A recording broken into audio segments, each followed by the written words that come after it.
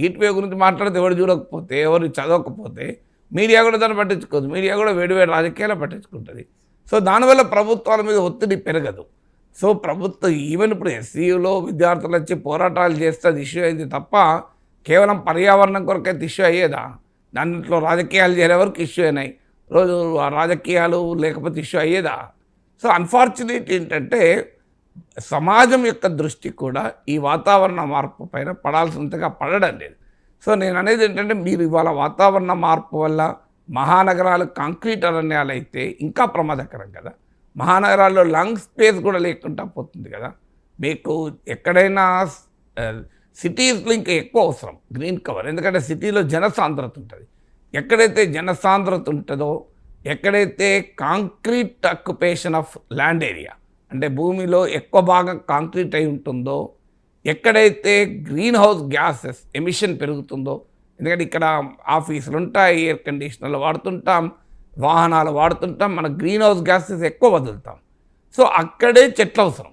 మీ చెట్లు ఊర్లో చెట్లు 4 అవసరం ఉంటే ఇక్కడ 4000 అవసరం. ఎందుకు అవసరం అంటే నేను చెప్పిన ఈ 3-4 కారణాలు. ఒకటి, మన గ్రీన్ హౌస్ గ్యాసెస్ ఎమిషన్ సిటీస్లో ఎక్కువ ఉంటాయి, ఎందుకంటే వాహనాల రద్దీ ఎక్కువ, భవనాలు నిర్మాణం ఎక్కువ, మీకు జనసాంద్రత ఎక్కువ, హ్యూమన్ వేస్ట్ ఎక్కువ, అన్నీ ఎక్కువ కదా మనకి ఇక్కడ.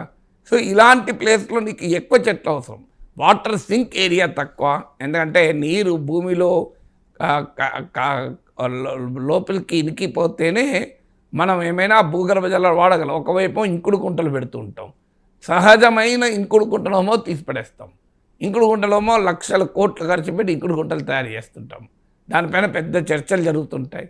కానీ వాటర్ సింక్ ఏరియా కదా ఇది. ఇప్పుడు మీకు ఇక్కడ పర్యావరణవేత్తలు చెప్పేది ఏంటంటే, మీకు ఈ ఏరియాలో పక్కనే హైరైజ్ బిల్డింగ్స్ దరిదాపుల్లో ఉన్న ఆ గచ్చిబౌలి ప్రాంతాల్లో హైరైజ్ బిల్డింగ్స్ ఉన్న దగ్గర ఉన్న వాటర్ గ్రౌండ్ వాటర్ టేబుల్ కన్నా ఈ ఏరియాలో ఇప్పుడు ఈ 400 ఎకరాల్లో 50% గ్రౌండ్ వాటర్ టేబుల్ ఎక్కువ ఉంది.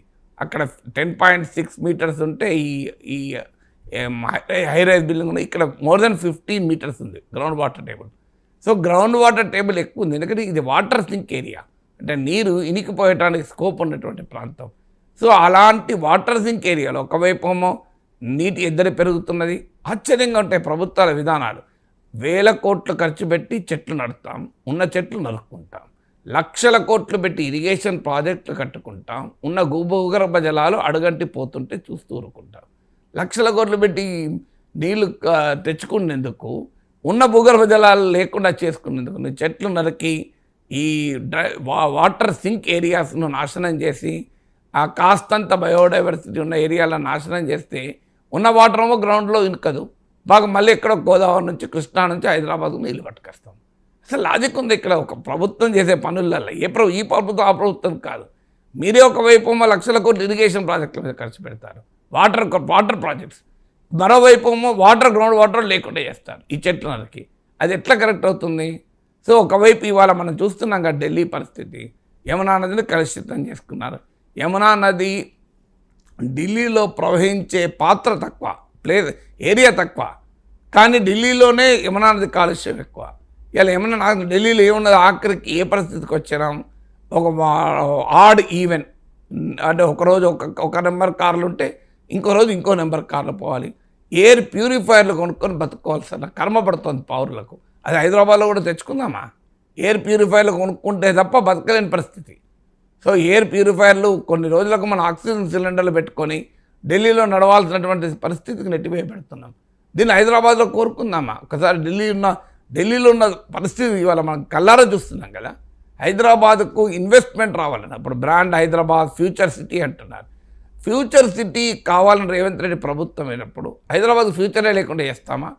సో హైదరాబాద్కున్న సమశీతోష్ణ పరిస్థితే హైదరాబాద్కు ఇన్వెస్ట్మెంట్ రావడానికి కారణం.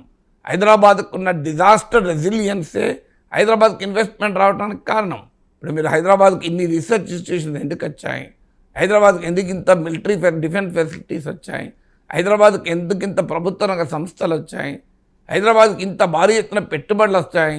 దీనికి ఉన్న మౌలికమైన లక్షణం ఇక్కడ ఉన్నటువంటి టెంపరేచర్, ఇక్కడున్న క్లైమేటు, ఇక్కడ ఉన్నటువంటి సోషల్ లైఫ్, ఇవేవి చెడగొట్టుకున్నా మనకి ఇన్వెస్ట్మెంట్ రాదు. సో ఇక్కడ నీకు ఈ ఈ ఈ ఈ డైమెన్షన్స్ అన్నీ మనం వదులుకుంటే వీ లూజ్ ది అడ్వాంటేజ్ కదా. మీకు ఒకవైపు ఏమో మూసీని రెజనరేట్ చేస్తామని 1,50,000 కోట్లు 1,50,000 కోట్లు అంటున్నారు. అయ్యా నేను ప్రభుత్వాన్ని అడిగేది, రేవంత్ రెడ్డి ప్రభుత్వాన్ని అడిగేది సూటి ప్రశ్న ఏంటంటే, ఈ 400 ఎకరాలు మూసీ రిజర్వేషన్ జోన్లో ఉందా లేదా? నేను చదివింది పర్యావరణవేత్తలు చెప్తున్నది ఏంటంటే, అది మూసీ రిజర్వేషన్ జోన్ అంటే మూసీ నదిలో నీళ్లు పెరగటానికి ఉపయోగపడే ప్రాంతంలో ఉంది అని అంటున్నారు. లేదని చెప్పండి, అభ్యంతరం లేదు. మరి ఉంటే మరి మూసీకి నీళ్లు రావాల్సిన ప్లేసెస్ అన్ని వికారాబాద్ అడవుల నుంచి మొదలుకొని కంచగచ్చిబౌలి వరకు ఉన్న చెట్లన్నీ నరికెత్తే మూసీ ఎట్లా రిజనరేట్ అవుతుంది చెప్పండి? మీకు అవకాశం ఉంటుందా? ఇలా మీరు పైన ఇంటి పైన సింటెక్స్ ట్యాంక్ తీసేసి పైప్ లైన్ల కనెక్షన్ ఇస్తే నీళ్ళు వస్తాయా? సో ఆ సింటెక్స్ ట్యాంక్ ఉంటేనే కదా నీళ్ళు వచ్చేది. సో కింద ఒక బోర్ ఉండి ఆ బోర్ నుంచి వాటర్ పైన సింటెక్స్ ట్యాంక్స్లో నింపితేనే కదా నీళ్ళు వచ్చేది. సో బోర్ వేయకుండా నువ్వు సింటెక్స్ ట్యాంక్స్ కట్టుకొని పైప్ లైన్లు పెట్టుకుంటే వాటర్ వస్తుందా? ఎడికలు వస్తే వాటర్ చెప్పండి? వాటర్ నీకు నీళ్ళే లేకుంటే మూసీ రిజర్వేషన్ ఎక్కడిది?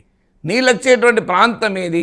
అట్లీస్ట్ ఇప్పుడు మూసీ పరివాహక ప్రాంతం రాష్ట్ర ప్రభుత్వ విధానం కనుక, మూసీ పునర్జీవం చేయించడం రాష్ట్ర ప్రభుత్వ విధానం కనుక, కన్జర్వేషన్ జోన్గా మూసీ పరివాహక ప్రాంతం అంటే మూసీని రిజర్వేట్ చేయడానికి ఉపయోగపడేటువంటి ల్యాండ్నన్నా మీరు దాని యూజ్ మార్చకూడదు కదా. లేకపోతే మూసీ రిజర్వేషన్ వృధా అవుతుంది. నువ్వు మూసీని డెవలప్ చేసి ఏం చేస్తావు? నీళ్ళే రాకపోతే. నీళ్ళు లేని మూసీ కావాలా, నీళ్ళున్న మూసీ కావాలా? మరి సౌత్ కొరియాకి వెళ్ళారు, ప్రభుత్వం విలేకరులను తీసుకెళ్లారు. సౌత్ కొరియాలో ఇట్లా చెట్లు నరికినరా? ఇట్లా మూసీ పరివాహక ప్రాంతంలోనో లేదా మూసీ రిజర్వేషన్ జోన్లో చెట్లు లేకుండా సౌత్ కొరియాలో చేశారా? సియోల్ నగరంలో ఉన్న పార్టీ చూపెట్టారు కదా. ఇప్పుడు మూసీ రిజర్వేషన్కు సౌత్ కొరియా నుంచి మొదలుకొని లండన్ థేమ్స్ వరకు చూపెట్టారు. సో లండన్లో కానీ సౌత్ కొరియాలో కానీ ఒక నదిని రిజర్వేట్ చేయాలనుకున్నప్పుడు ఆ నదిలోకి నీళ్ళు వచ్చేటువంటి ప్రాంతాన్ని మీరు చెట్లు లేకుండా మీరు కొట్టేసి డ్రై ల్యాండ్ చేశారా, వెట్ ల్యాండ్ ఉంచారా? ఒక్కసారి వెళ్ళి మళ్ళీ ఒకసారి లండన్ వెళ్ళి సౌత్ కొరియా వెళ్ళి చూద్దాం. అంటే ప్రభుత్వ విధానాలకే కాంట్రడిక్టరీ. నేను ఇప్పుడు ఇన్ని ఉదాహరణలు చెప్పాను మీకు హైదరాబాద్ నగరంలో ఒకవైపు తెలంగాణలో 33% ఆఫ్ ద ల్యాండ్ ఏరియాను ఫారెస్ట్గా మార్చాలన్నది నేషనల్ ఫారెస్ట్ పాలసీ 1988 ప్రకారం ప్రభుత్వ లక్ష్యం.